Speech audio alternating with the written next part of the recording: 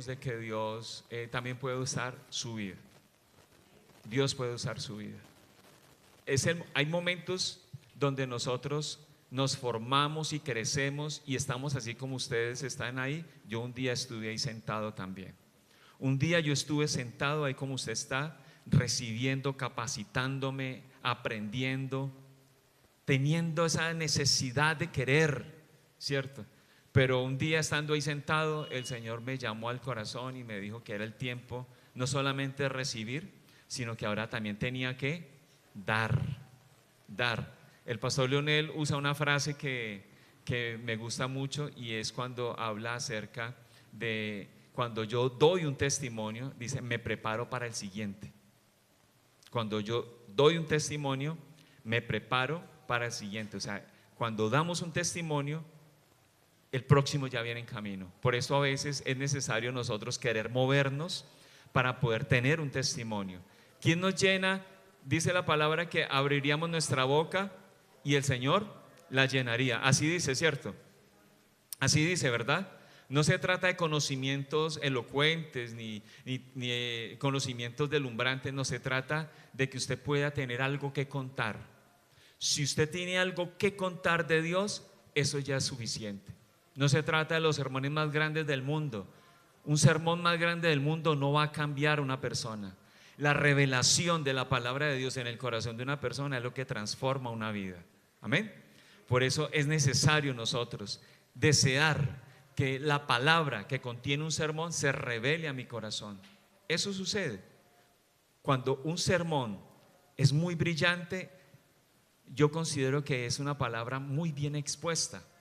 Pero si esta palabra muy bien expuesta no se reveló a mi vida, fue un saludo más a la bandera. ¿Sí?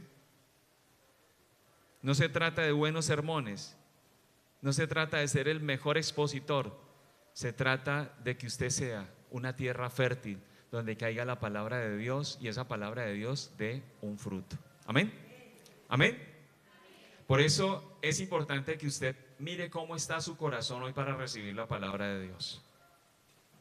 ¿Cómo está su corazón hoy? Quiero que lo piense. ¿Cómo está su corazón ahí? ¿Está lleno de prejuicios? Pues es el momento de decirle: Señor, quita los prejuicios. ¿Está lleno de razones? Pues es un muy buen momento para decirle: Señor, ninguna razón puede ser mayor que el amor tuyo, Señor. ¿Está lleno de barreras en su corazón? Pues es el momento de decirle: Señor, derrumba todas las barreras que hayan en mi vida, porque este es el momento de la transformación. Este es el momento de la transformación. Usted hoy, al igual que yo, podemos ser transformados. Abramos nuestra mente, abramos nuestro corazón y dejemos que este testimonio que es de la palabra de Dios llegue a nuestras vidas. En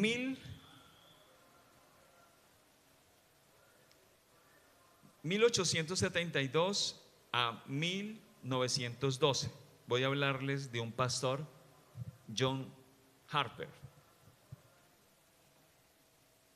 Fue un pastor bautista escocés, célebre por su inquebrantable predicación durante el hundimiento del Titanic. Es reconocido por testimonios de personas que sobrevivieron al Titanic. Uno ve muchas historias, ven el hundimiento, la mayoría está buscando, los que vimos la película, la mayoría están buscando el pendiente ese grande, la gema esa grandísima.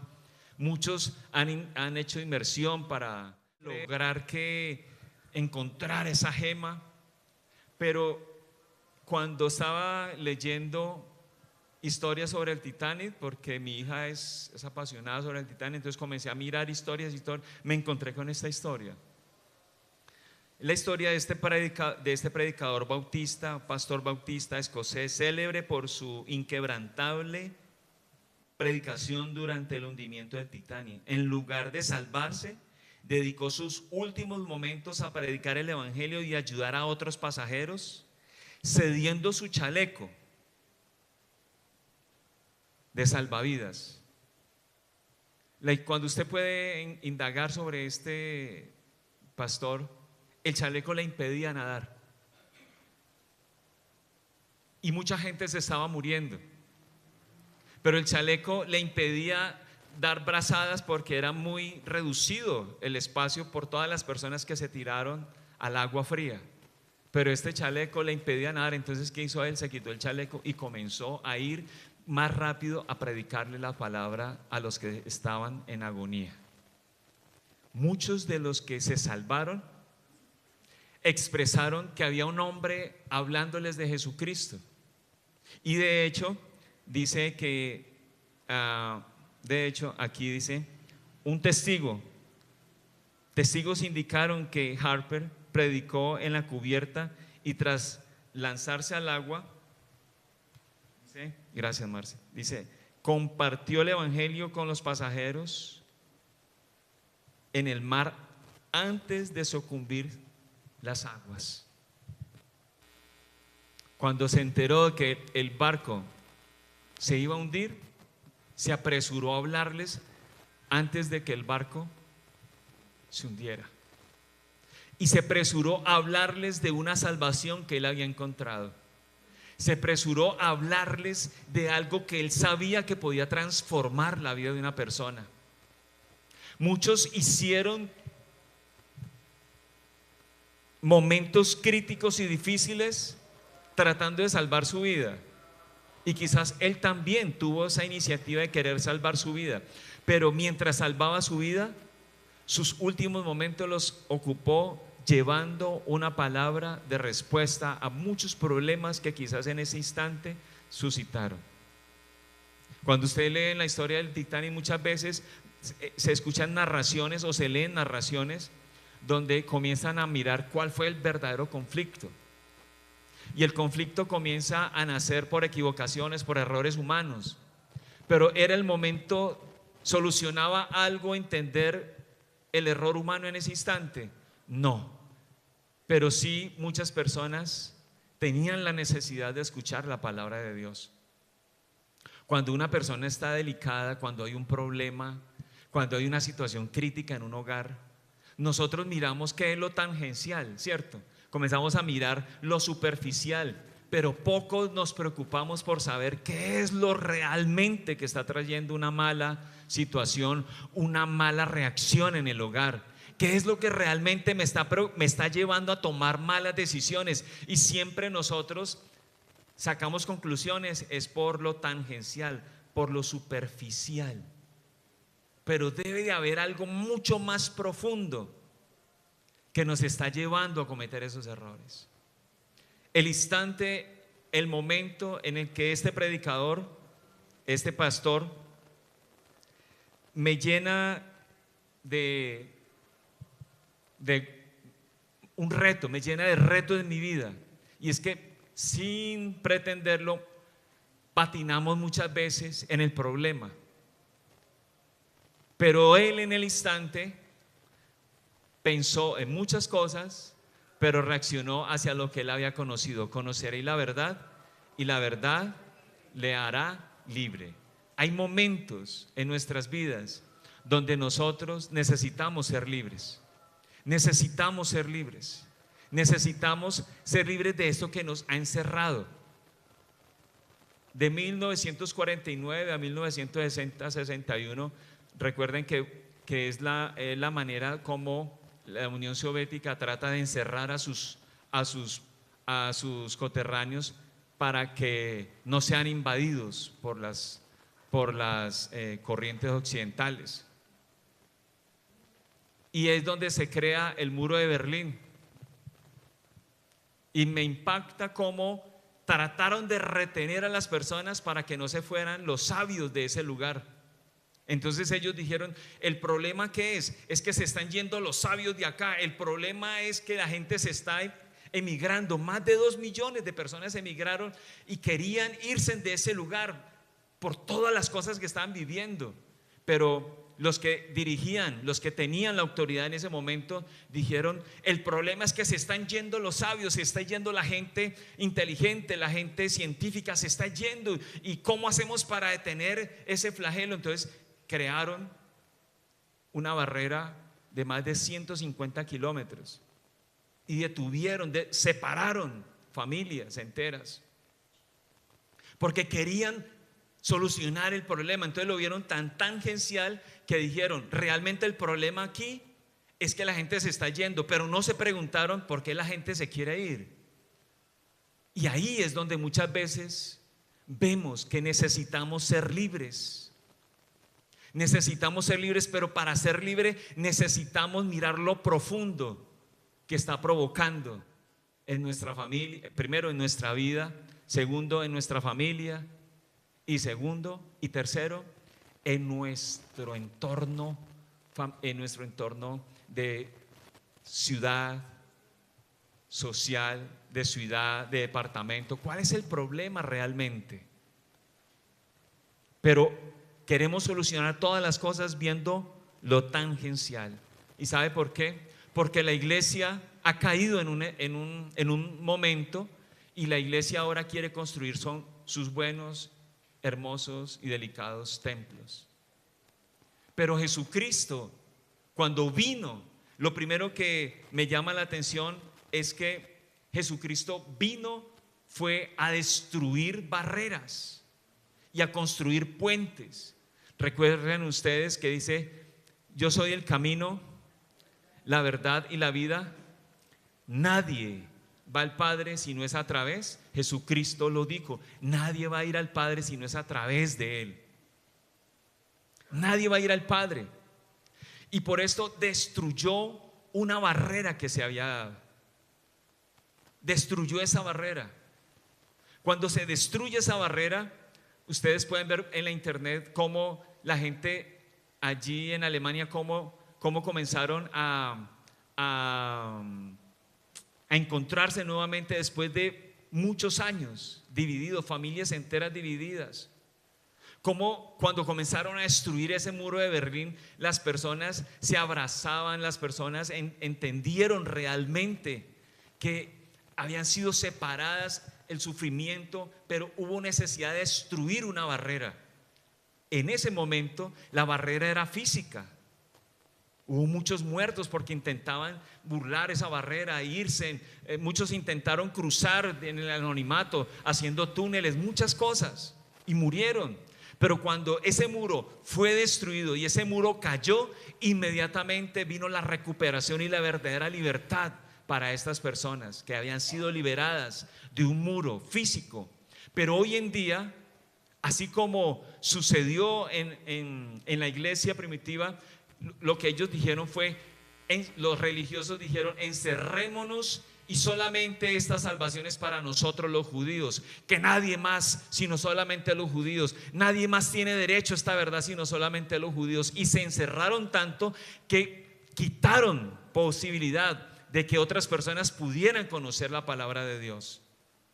Mientras que la iglesia levantó murallas para protegerse, Jesucristo vino y destruyó toda muralla y construyó un puente para que todo aquel que crea en Jesús no se pierda, sino que tenga vida eterna. Una iglesia que se calla, una iglesia que no habla del evangelio, es una iglesia que está construyendo murallas. Y muchos de nosotros hemos caído en el error de construir murallas para protegernos.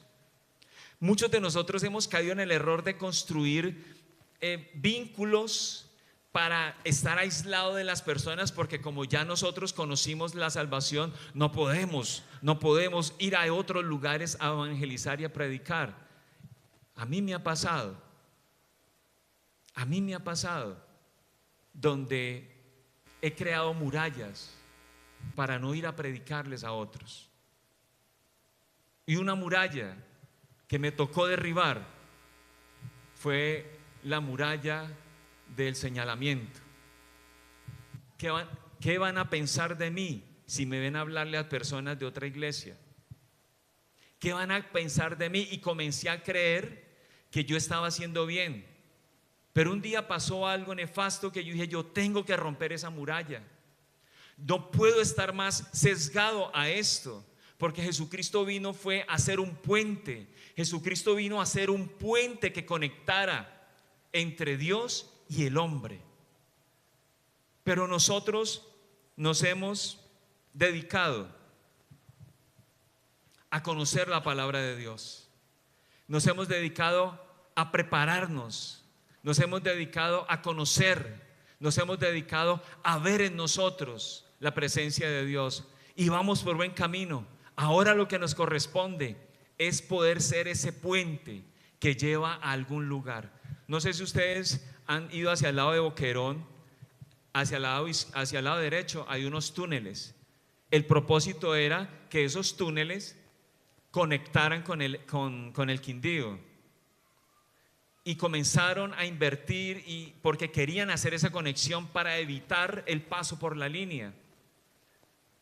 Pero hay túneles que uno entra y comienza a ir, pero de repente hay una muralla de piedra porque no lo concluyeron. Y ese túnel no sirvió entonces para mayor cosa, porque no se cumplió el propósito. El propósito era hacer ese túnel para pasar y conectarnos. Hay puentes que se han hecho y comienzan la elevación y hacen bien el peralte, hacen el cálculo de la elevación, y cuando están allí ya en la elevación dicen, no, por aquí no era, y quedan inconclusos esos puentes. Pero ¿qué pasa si un puente es inconcluso y no termina realmente su propósito? No sirve. Nosotros estamos en preparación. Usted y yo estamos conociendo a Dios. Usted y yo estamos conociendo al Señor. Usted y yo nos estamos preparando. Ese puente se está edificando en su vida. Eso que nosotros estamos haciendo es un túnel de conexión. Pero ¿qué sucede si esta preparación no concluye con el objetivo, que es conectar a las personas con Cristo Jesús? Su objetivo y mi objetivo es ser ese canal de bendición que Dios use para que otra persona se conecte con Cristo, así como usted y yo nos conectamos un día con el Señor. Por favor, lea usted conmigo Efesios 2, 17. Efesios 2, 17. Efesios 2, 17. Y vino y anunció las buenas nuevas de paz a ustedes que estaban lejos y los que estaban cerca, porque por medio de él los unos y los otros tenemos entrada por el mismo Espíritu al Padre. Así que ya no sois extranjeros ni advenedizos, sino ciudadanos de los santos y miembros de la familia de Dios, edificados sobre el fundamento de los apóstoles y profetas, siendo la principal piedra del ángulo Jesucristo mismo. Aquí la palabra del Señor está haciendo una exposición. Pablo llega a Atenas, y cuando Pablo llega a Atenas queda atónito de todo lo que está pasando, y dice, ¿cómo es esto posible? ¿Cómo es esto posible que toda esta circunstancia esté viviendo y haya tanto idólatra y haya tanto dioses por todo lugar? Por eso dice, y vino y anunció las buenas nuevas de paz a ustedes que estaban lejos y los que estaban cerca, porque por medio de él los unos y los otros tenemos entrada por el mismo Espíritu al Padre. Jesús vino y rompió lo que se había creado culturalmente, lo que se había levantado culturalmente. Jesús vino y lo rompió. Lo que está expresando dice, así que ya no sois extranjeros ni advenedizos, sino conciudadanos de los santos y miembros de la familia de Dios. Dice, edificados sobre el fundamento de los apóstoles y los profetas, siendo la principal piedra del ángulo Jesucristo mismo. La construcción en esas épocas, la construcción se hacía con cubos de piedra. Quiero que recuerden, eran cubos, eran piedras. ¿Qué era lo que ellos hacían? Cogían la piedra más perfecta, la piedra con sus caras más definidas, que se cimentara bien, que fuera una piedra más hermosa, que tuviera un ángulo, que tuviera una nivelación, y esa piedra la llevaban y la ponían en un rincón y la ponían de maestra, la ponían allí de punto a ver. Esa era la piedra angular, la piedra más importante, y por eso dice que hay una edificación, pero que la piedra angular es Jesucristo. Jesucristo fue puesto para que todos miráramos su nivel, lo que Él hizo, lo que Él predicó, lo que Él enseñó. Pero aquí es donde nosotros debemos entender que la piedra angular no soy yo, no es Edinson Cruz. La piedra angular de esta iglesia no es Edinson Cruz. La piedra angular a nivel nacional de la Iglesia Gran Comisión no es el pastor Luis Alberto. La piedra angular de la Iglesia Gran Comisión y de la Iglesia de Jesucristo se llama Jesucristo. Jesucristo. Él es la piedra angular. A Él es que yo tengo que mirar. A Él es que yo tengo que medirme, porque Él es la piedra perfecta para edificar la obra de Dios, para edificar la iglesia que Dios quiere ver y la iglesia que Él quiere recibir para cuando venga por segunda vez. Amén. Démosle un aplauso fuerte al Señor, iglesia. Amén. Por eso dice en Efesios 2:17, dice que Él vino y anunció paz, pero en Efesios 2:14 dice derribó el muro. Una cosa es, voy a anunciar la paz, pero otra muy distinta es, necesito derrumbar muros. Necesitamos que llegue la palabra de Dios a nuestra casa, amén. Pero usted también necesita derribar muros. Si Jesucristo lo hizo, la piedra angular, la piedra perfecta, la piedra que tiene el nivel, la piedra que tiene la plomada, esa piedra maestra vino y anunció paz, pero también vino y derrumbó muros. No podemos ignorar, iglesia, no podemos ignorar querer tener paz en nuestra casa sin derrumbar muros. Y muchas veces el muro principal que tenemos que derrumbar es ese muro social que nuestros padres construyeron en nosotros. Muros de violencia. Esos muros que muchas veces nuestros padres nos sembraron, que fueron muros de temor, muros de miedo, muros de que yo no voy a hacer nada, muros de que mire usted tan negro, mire de que como usted tan flaco, muros de mire usted tan gordo. Esos muros deben derrumbarse. Si no derrumbamos muros, no vamos a copiar lo que la piedra angular nos está mostrando. ¿Cuál es el muro que usted tiene que derrumbar? Porque usted, si usted está aquí es porque usted ha decidido creer en Jesucristo. Si usted está aquí no fue porque lo invitaron. ¿Por qué vino usted? No fue que me invitaron. No, Señor. Nadie llega acá sin el propósito de Dios. Porque mi oración es, Señor, trae personas que tu propósito. Mi oración es, Señor, trae a los que han de ser salvos. Si usted está aquí es porque usted está llamado a la salvación. Usted no está aquí porque no tuve tiempo y vine. No, usted está aquí fue porque el Señor sedujo su corazón. Y como el Señor sedujo su corazón, entonces el Señor nos está llevando a tener, primero, anuncios de paz, y segundo, a derribar muros. Usted tiene que derribar muros. Muros sociales que están en su corazón y lo tienen encerrado. Muros sociales que lo tienen aislado. Muros sociales que no le permiten a usted. Algunos dicen, no, es que mi forma de ser me lleva a encerrarme. Es que yo no sirvo para hablarle a la gente. No, es que mi trabajo es estar aquí encerrado. Usted no es eso. Eso es una condición social, eso es una condición familiar que hay en usted. Porque si usted está aquí es porque el Señor quiere construir un puente que lleve a algún lugar.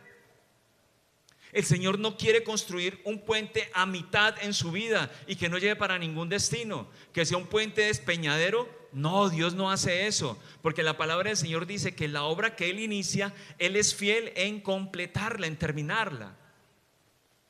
Usted está aquí es porque Dios quiere que usted sea un puente de bendición, un puente donde lleve a otras personas a conocer la verdad que usted ha conocido. Conoceréis la verdad y la verdad nos hará libre. Evangelizar no es gritar fuerte.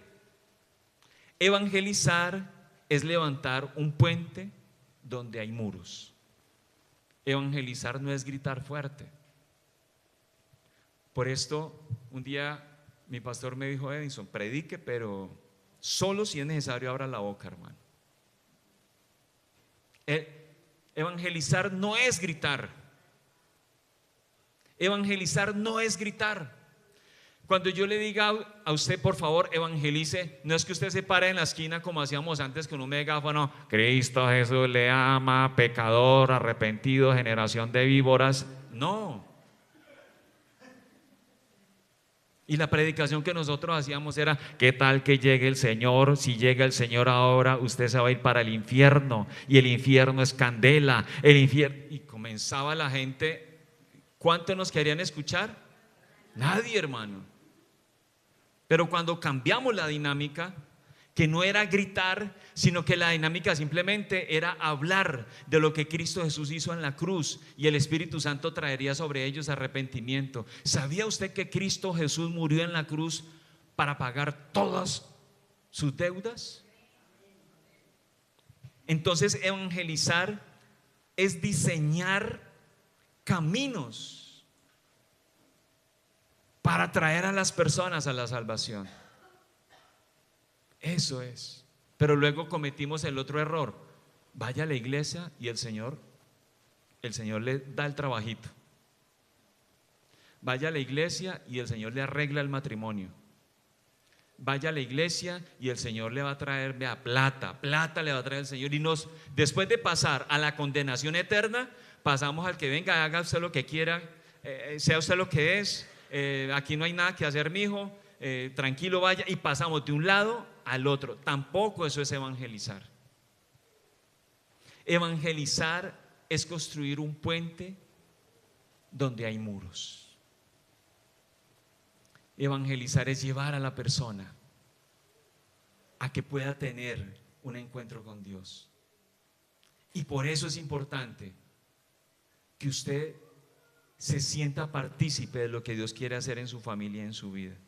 Jesús derribó el muro.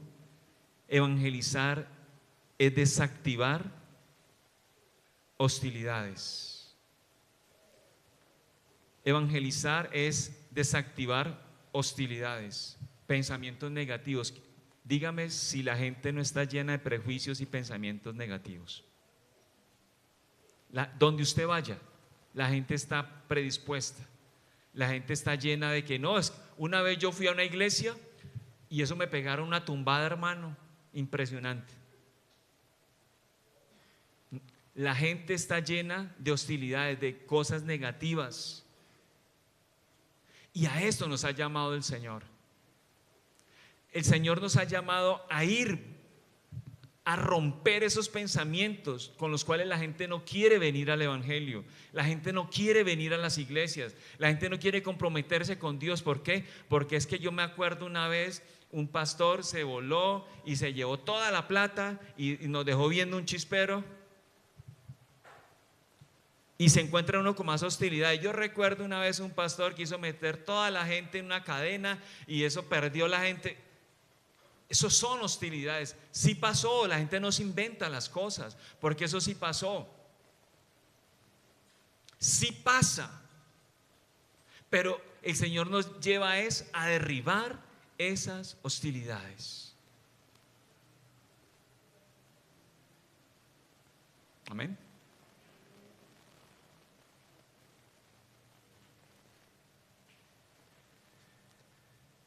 Segundo, el Señor nos lleva a ser constructor de puentes, dándonos la estrategia cultural para poder acercarnos. Si nosotros no sabemos culturalmente lo que está pasando en un lugar, no vamos a tener manera de cómo entrar a socializar con las personas. No podemos tener nosotros lagunas en desconocimiento social. Primera pregunta, ¿qué es lo que está pasando en Ibagué? Preocúpese usted por saber qué es lo que está pasando en Ibagué. Algunas familias tienen rotulado cosas como que es que, y salen estadísticas, Ibagué, segunda ciudad en desempleo. Y cuando uno habla con personas acerca de Ibagué, venga, y allá la gente de qué come, la gente de allá de qué vive. ¿Por qué? Porque socialmente nos tienen estigmatizado de que en Ibagué no hay empleo. La pregunta aquí, ¿en Ibagué no hay empleo? Pregunto a toda la iglesia, ¿en Ibagué no hay empleo? Sí hay. Al contrario, usted va a La Guajira y usted viera esa comunidad como son de avispados. Usted va a La Guajira y usted viera a la gente como olfatea donde hay agua. Por aquí, por allí hay agua. Olfatean el agua. ¿Sabe por qué olfatean el agua? Por la necesidad. Entonces, como donde hay abundancia, usted que va a olfatear el agua, usted ya sabe dónde está y usted se va derechito. No tiene necesidad de desarrollar otros sentidos. Gracias. Pero aquí nos ha enseñado, la sociedad nos ha enseñado, y hay una estadística alta que Ibagué es la segunda ciudad en desempleo, de que aquí, y cuando usted sale de Ibagué, usted va a otros lugares, una de las preguntas que me han hecho es, venga, a la gente que vive. Porque es que el haber desempleo, el haber, allá la gente, ¿cómo? Pero cuando vienen al campamento, ven una ciudad hermosa. Cuando vienen al campamento, ven que es una ciudad con civilización. Cuando vienen al campamento, comienzan a ver muchas cosas que las estadísticas les ha bloqueado y les ha puesto un muro. Por eso nosotros debemos entender cuál es la problemática que tiene la ciudad de Ibagué, para poder hablarle a las familias. ¿Cuál es la problemática que tienen los jóvenes? ¿Cuál es la problemática que están viviendo en los colegios? Todo esto nos permite a nosotros tener un campo de acción para poder ser puentes. Este puente no es lo mismo un puente colgante tibetano a un puente de estructura, a un puente militar. Son distintos. ¿Sabe usted cuál es el tipo de puente que usted tiene que llevar para una persona que tenga conflictos con los hijos? ¿Qué tipo de puente tiene que ser usted para llevarlo a una persona que tiene de pronto problemas con su esposo en su hogar? ¿Sabe cuál es usted el tipo de puente que tiene que ser para acercársele a un joven que no sabe qué es lo que quiere estudiar? ¿Sabe usted cuál es el tipo de puente que tiene que ser usted para acercársele a un joven en la universidad que tiene conflictos con las materias, que tiene conflictos con las notas? ¿Sabe usted cuál es el tipo de puente que usted tiene que llevarle a una persona que está totalmente agobiada por el estrés laboral? Necesitamos tener entendimiento, pero la palabra del Señor dice: conoceréis la verdad y la verdad nos hará libre. Mire esto tan importante. Hay un nombre que no lo sé pronunciar, pero dice mira esta historia que encontré: Corrie ten Boom. ¿Sí? Es una sobreviviente del nazismo. Y esta sobreviviente del nazismo, una persona sobreviviente del nazismo, ¿qué quiere decir? Una persona que la tomaron los alemanes y la querían calcinar, la querían borrar porque querían hacer de la especie algo perfecto, ¿cierto? Pero ella sobrevivió. Durante muchos años vivió frustrada por todo lo que había vivido. Se levantaron muchas murallas, se levantaron demasiadas barreras para ella tener en su corazón algo de protección. Pero mire lo que dice ella, lo que dice Corrie ten Boom. Dice: fui invitada por una familia alemana a cenar.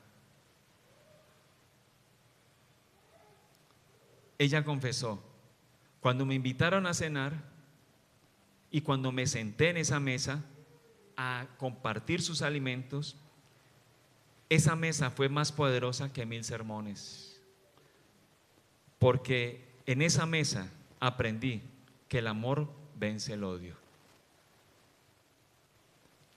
En Apocalipsis 3:20, por favor, lea usted conmigo Apocalipsis 3:20.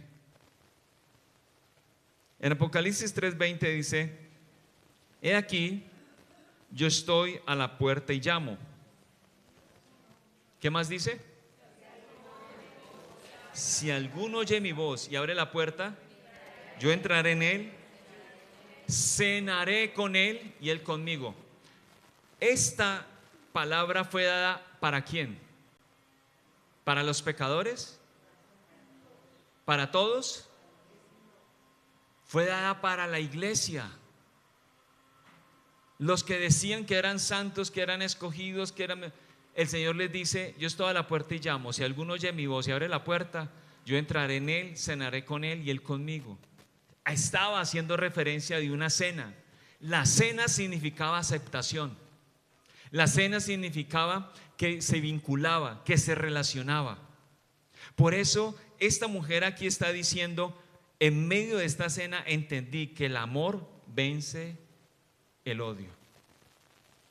No podemos demeritar lo importante que es romper las barreras, romper todo el esquema de protección que tenemos con cosas dirigidas hacia el amor. Podemos romper cosas con una flor, ¿cierto? Podemos romper cosas con una invitación a cenar. Se pueden romper, pero lo más importante que rompe todo esto es cuando usted puede adoptar una actitud de amor. Porque los puentes se hacen persona a persona. Los puentes no se hacen con mensajes. Los puentes se hacen persona con persona. Y sabe, encontré una estadística. La rabia, la ira, el tener algo contra alguien es lo que genera más toxinas en el cuerpo del ser humano. Tener algo contra alguien está envenenando el cuerpo del ser humano. Por esto Jesús dice: si alguno oye mi voz y abre la puerta, yo entraré en él, cenaré con él. El Señor lo que estaba dando era un puente de acercamiento hacia el Señor. Si escuchas mi voz y abres la puerta, cenaremos juntos, o sea, nos vincularemos, nos aceptaremos. Nosotros debemos entender entonces cómo construir puentes hoy en día. Puentes de lenguaje. Habla donde ellos entienden de una manera distinta. No uses un lenguaje religioso. ¿Queremos construir un puente en la familia? Amén. Venga, ¿sí me están escuchando? Venga. Hola. Oiga, sí. Sí. ¿Quiere construir un puente en su familia? Lo primero que usted debe tener en cuenta es que no puede ser un religioso. No puede ser un religioso. No puede ser un fanático. Segundo, antes de predicar, Jesucristo sanó y alimentó. Antes de predicar, Jesucristo sanó y alimentó. Antes de usted hablarle a alguien de Cristo, sánelo en el nombre de Jesús y aliméntelo en el nombre de Jesús. O sea, tenga una cercanía a esa persona, que esa persona le vea a usted como alguien confiable, que esa persona le vea a usted como alguien que es neutral, que ni es ni chicha ni limonada, hermano. Cuando antes de predicarles a una persona, haga que esa persona lo vea como una persona que tiene un concepto distinto a lo que la sociedad puede darle o brindarle. Antes de cualquier cosa, ¿cómo se construye? ¿Cómo se construye un puente? Ahí es donde estamos viendo que un puente se construye dando. La verdadera predicación no es ganar una riña, la verdadera predicación es ganar un corazón. Eso es. Porque muchas veces nos ponemos a predicar y alguien se levanta y comienza a debatirnos y nosotros queremos ganar ese duelo de palabras. Y nos sentimos gozosos cuando decimos: lo dejé callado con esto que le dije, porque le saqué tal versículo y se lo mandé por el otro lado y hice la diagonal con el proverbio. Y lo dejé sin palabras cuando me fui con la hermenéutica. Y eso que no le hablé de escatología. Eso no es predicar. Predicar es cuando usted puede ganar el corazón de una persona. La primera persona que necesitamos ganar es su pareja. El segundo entorno que usted necesita ganar son sus hijos. Vea, la mayor satisfacción que puede tener un papá es que su hijo haya escuchado la palabra de Dios y haya aceptado a Jesucristo como Señor y Salvador. Esa es la mejor graduación que una persona puede ser. La mejor graduación para uno de papá es cuando el hijo le dice a uno: quiero bautizarme. Mire ahí, cuando los hijos le dicen a uno: quiero bautizarme, sin uno decirle nada, uno como que le entra un refrigerio de abajo para arriba, hermano, que ni uno lo haya. Pero uno descansa. Por eso, el anillo que usted tiene que ganar es su familia. Si gano al mundo, si gano todo el mundo y me pierdo yo, ¿de qué me vale? De nada. Si yo salgo a predicar por todo lado, pero mi familia no quiere saber nada, ni de mi iglesia, ni de mi Señor, ni de mi iglesia, entonces ¿qué estoy haciendo? Nada. No estoy haciendo nada. No estoy haciendo nada. Por eso es importante que nosotros entendamos que es necesario construir puentes de bendición.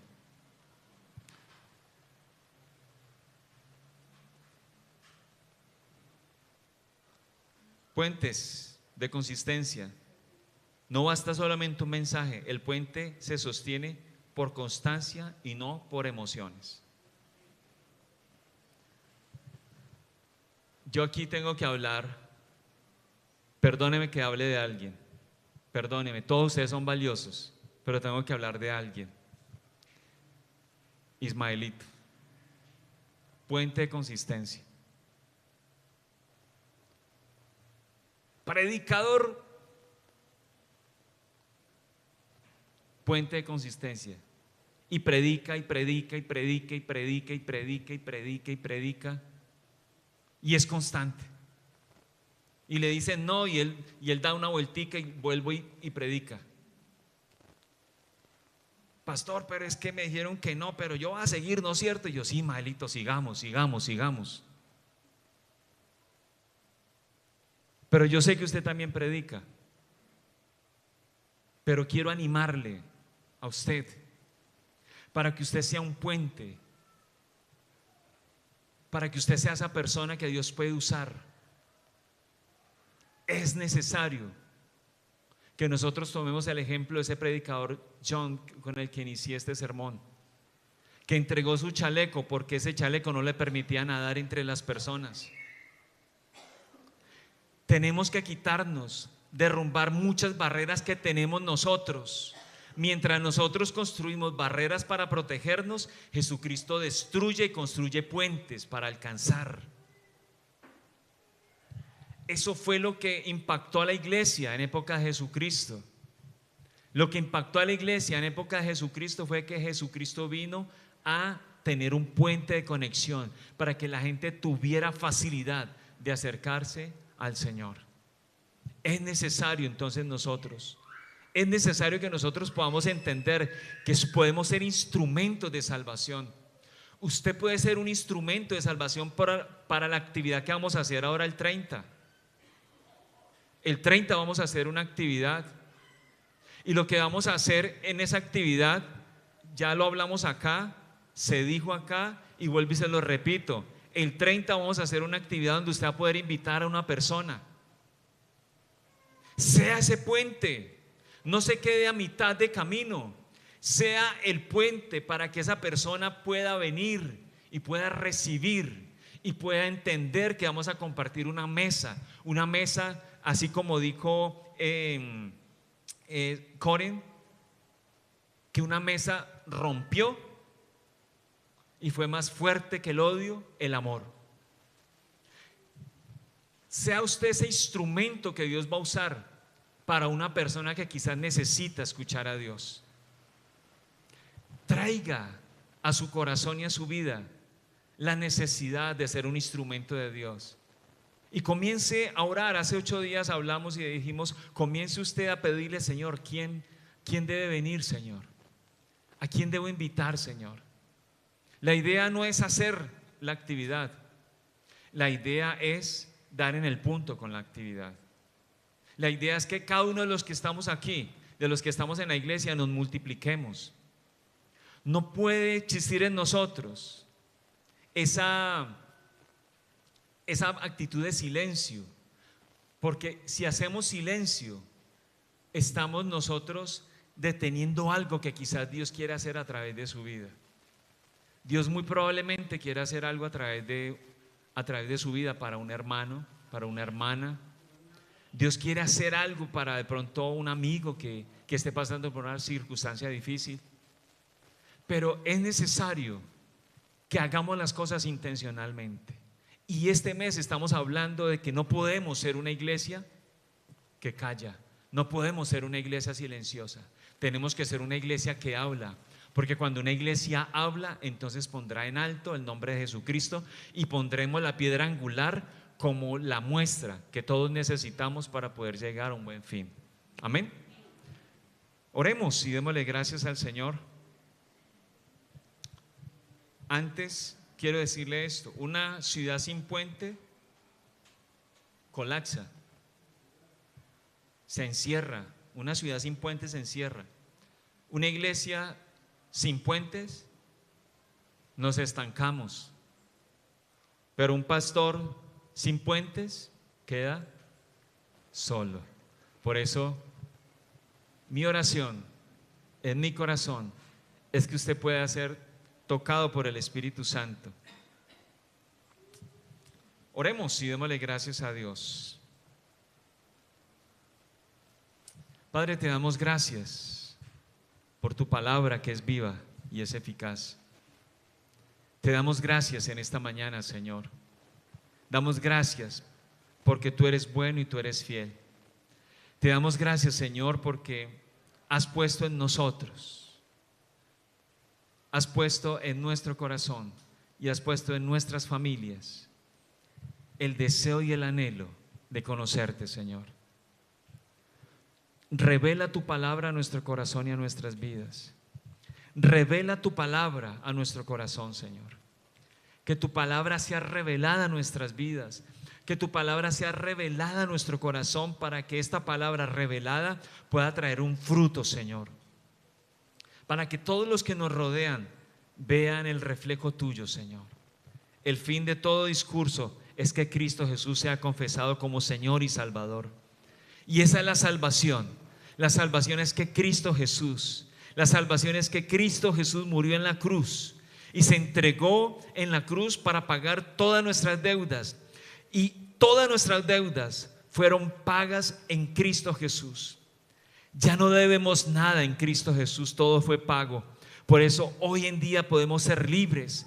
Libres porque Él nos ha amado, libres porque Él nos ha perdonado, libres porque podemos hablar del testimonio de Cristo, libres porque podemos orar, porque podemos dar una palabra de aliento, podemos llevar una palabra de fe al necesitado, Señor.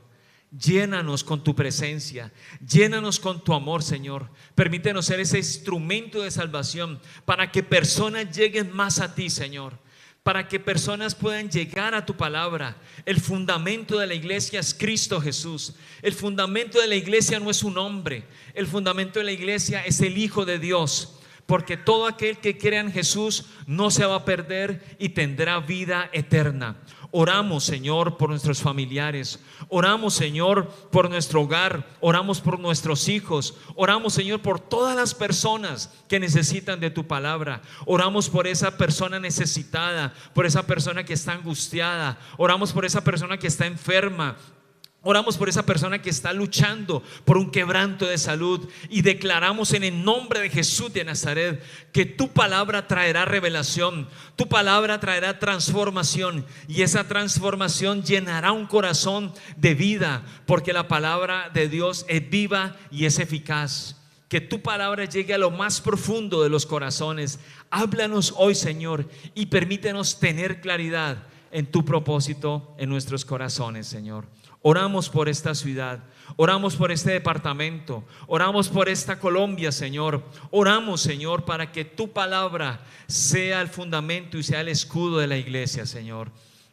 Oramos para que la iglesia se levante. Oramos, Señor, para que la iglesia tenga un motivo más. Oramos para que la iglesia tenga un incentivo más. Oramos, Señor, para que la iglesia se llene de ti, Señor. Sabemos que tú eres bueno, sabemos que tú eres fiel. Por esto, en el nombre de Cristo Jesús, en el nombre de Jesús de Nazaret, declaramos que la palabra de Dios es nuestro escudo y es nuestra verdad.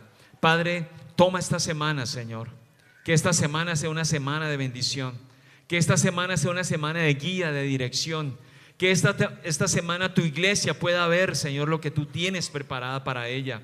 Oramos, Señor, para que la iglesia reciba lo que tú tienes preparado para nosotros. Oramos, Señor, por cada corazón, para que la iglesia reciba en el nombre de Jesús. Oro para que la iglesia reciba las bendiciones. Oro para que la iglesia reciba tu provisión. Oro para que la iglesia reciba tu guía y tu dirección, Señor. Padre, te damos muchas gracias. Te damos honra y gloria en el santo y poderoso nombre de Cristo Jesús.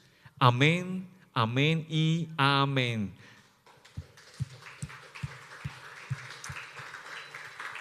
Amén.